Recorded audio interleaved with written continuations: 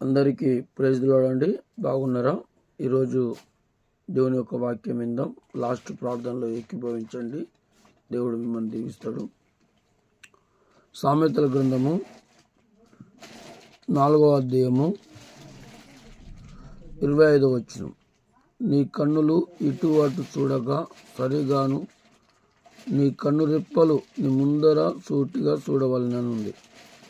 ప్రియమైన దేవుని బిడ్డలారా, మన దేహానికి దీపం ఏంటిదంటే కన్ను. మన శరీరానికి దీపం ఏంటిదంటే కన్ను. ఈ కన్ను ద్వారానే పాపము ఆలోచనలు పుడతాయి. ఈ కన్ను ద్వారానే చెడు తలంపు ఆలోచనలు వస్తాయి. ఈ కన్నును సరిగా మనం కాపాడుకుంటే మనం దేన్నైనా సాధించగలం. కాబట్టి ప్రియమైన దేవుని పిల్లలారా, మన చూపు ఎటువైపు ఉంది? దేవుని వైపు ఉందా? అబ్రహాము దేవుని వైపు చూసిండు, నోహావు దేవుని వైపు చూసిండు, హిజ్కియా దేవుని వైపు చూసిండు.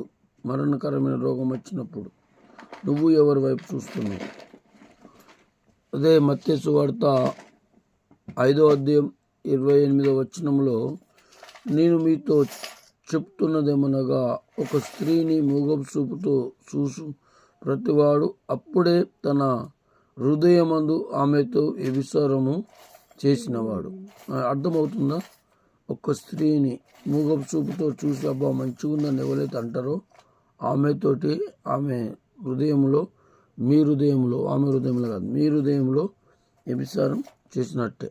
కానీ అలాంటి తలంపులు పుట్టేయడానికి కారణం ఇవ్వాలంటే స్త్రీలే.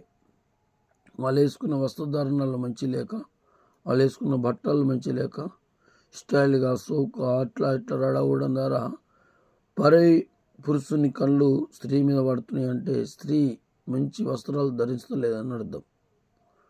ఇష్టం వచ్చినట్టు తిరగడం, ఇష్టం వచ్చినట్టు రెడీ కావడం ద్వారానే అట్లా కళ్ళు పడి పాపం చేపిస్తున్నారు. దేవుడు మిమ్మల్ని కూడా లెక్క అడుగుతాడు. సరే, మంచిది. సమయం లేదు కాబట్టి దేవుడి మాటలు దీవించును గాక. ప్రార్థన చేసుకుందాం. తండ్రి, నీకు వందనాలు ప్రభువా. ఈ వాక్యమైన ప్రతి బిడ్డకు మనోనేత్రం తెరిచి నీ వైపు చూసేలాగా కృప చూపించండి. మా వీడియోలు చూస్తూ, సబ్స్క్రైబ్ చేస్తూ, లైక్ చేస్తూ, షేర్ చేసిన ప్రతి కుటుంబాన్ని పేరు పేరు వరుసగా మీరు దీవించండి. నీ యొక్క ఆత్మతో నింపి, నీ శక్తితో నింపి గొప్పగా చేయమని, నీ కొరకు నిలబెట్టమని, వారికి కొన్ని ఇబ్బందులు, ఆటంకాలన్నిటిని తొలగించమని యేసు నామములో అడుగుతున్నాం తండ్రి. ఆమేన్. Praise the Lord. God bless you. దేవుడు మిమ్మల్ని దీవించును గాక. ప్రార్థన అవసరతలు ఉంటే ఫోన్ చేయండి. మీకోసం మేము ప్రతిరోజు ప్రార్థన చేస్తున్నాం.